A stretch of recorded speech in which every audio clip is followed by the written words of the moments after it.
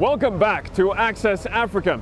The billboard behind me shows the written constitution of Ethiopia, in which social justice, the reduction of poverty, and security play a central role. Let's pick up the conversation with the Prime Minister. I have to ask you about freedom of the press. In a report, Human Rights Watch noted that the Ethiopian authorities continue to severely restrict the rights to freedom of expression, association, and peaceful assembly, using repressive laws to constrain civil society and independent media, and target individuals with politically motivated prosecutions.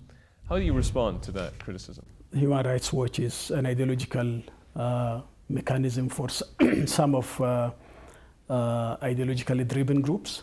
So it's an ideological difference, so I have no comment.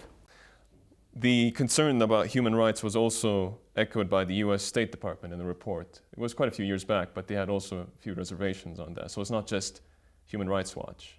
I think we have been discussing this for several times, and we were explaining to them, and that continues on. So you don't think that there's a problem? No country can say that there is no problem. Even in the United States, who are reporting on others, there are a number of brutal actions of the police as far as human rights observation is concerned. So don't you think you've used a bit of a heavy hand when it comes to dealing with the opposition or with people who are critical of the government? For us, this is a very sensitive part of the globe. You know, we have terrorists every corner. Anyone who has connection with terrorists, if you yourself, if you have connection with Al-Shabaab, we'll arrest you. Because what matters is anyone who has connection with a terrorist group and undemocratic armed struggling groups, then they are under the law. They should be questioned for this action. This is what we are doing, nothing else.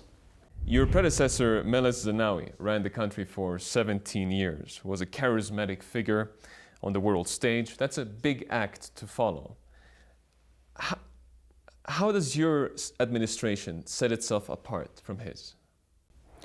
I think we are following the same trend because we have the same party and we have the same policy. We are continuing on that policy. Yes, if you take as an individual, Prime Minister Meles is charismatic, not from African setting, but globally. So that is an exceptional personality, extraordinary person. So I think that's his personal quality. So you cannot compare personalities. The only thing is we have the same policy, the same strategy, and implementation going on. So I think if you see, the economic growth has continued, and the country is moving forward, and that policy is working very well in this country. So I think that's what you have to see.